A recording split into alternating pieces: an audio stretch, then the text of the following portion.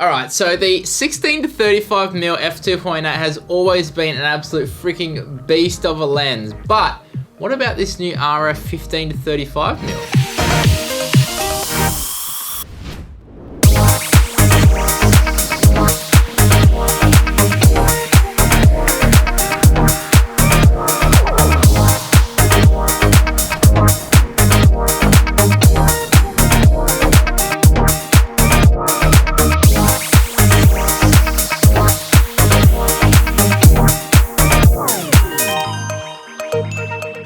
So Canon's new RF 15-35mm f2.8 IS has a lot more to offer than just a hefty price tag that actually sets it apart from the other 16-35mm in the lineup. Firstly, the 15-35mm has a super wide field of view, and that extra 1mm to 15mm makes a big difference. When we're talking higher focal lengths like 100mm or 200mm, those extra millimeters don't actually make that much of a difference. But when you're on a wide angle lens like the 15-35mm, that extra 1mm actually gives you a lot of breathing room, especially when you're vlogging. This is because at 15mm, you no longer have to hold the camera as far away from you to get the same look as, say, a 16-35mm. Now let's put this side by side with my old school 16-35mm V2.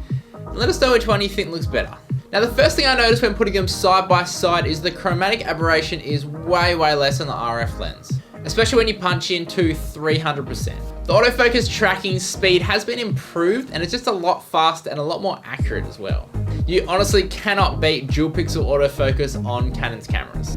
The sharpness on this lens is freaking crazy as well, even if you're only shooting at 1080p. Now which one do you think looks better out of these two shots, lens A or lens B? Now real quick, did you know that the new RF lenses are actually 8K ready, and that is why they are ridiculously sharp. Like if you're going to put 8K in a camera like the Canon R5, the lenses you offer have to be up to scratch. Adding image stabilisation to this lens is actually a freaking massive deal, as pretty much none of the old school 16-35mm offer this at all. And this is especially helpful when you're shooting handheld or when you pair it with the digital IS in the EOS R.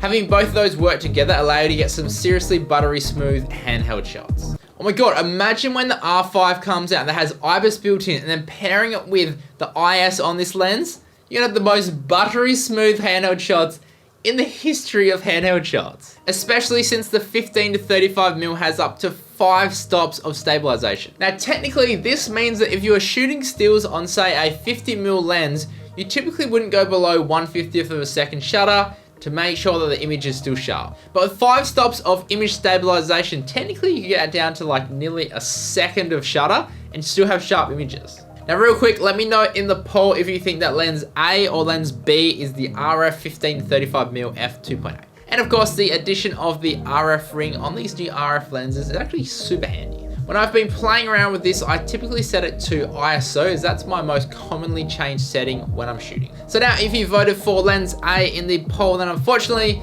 you would be incorrect. It was actually lens B. The last shot was the big giveaway for this one, as the 16-35mm doesn't have IS built in, so it's shaking around all over the place. Now, a few things to mention about this new RF lens that are different from the older generation are the fact that it no longer has an internal zoom. Now, before you get your niggas in a knot and say that the 16-35mm also doesn't have an internal zoom, I get it, I know it doesn't, but the actual chamber itself doesn't change when you're zoomed, so that's what I'm talking about. And if you are going to be using this lens with something like a matte box down the road, then you might want to keep this in mind, as it might cause a few dramas. And honestly, these lenses are so sharp that I would not be surprised if people started using these for TV commercials. The digital focus ring is another thing that I'm not the biggest fan of, as I'm used to using mechanical rings, and it takes a while to get used to it. And finally, the price. Damn son, this thing is not cheap at all. At nearly 4,000 Australian dollars, it's going into that cinema lens territory,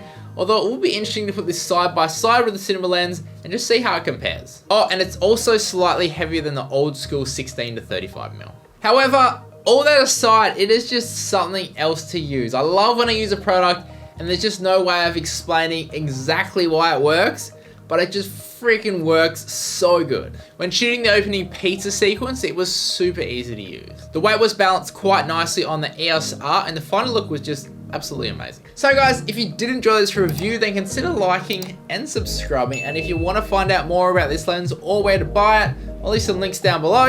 And as always, stay creative and just be you.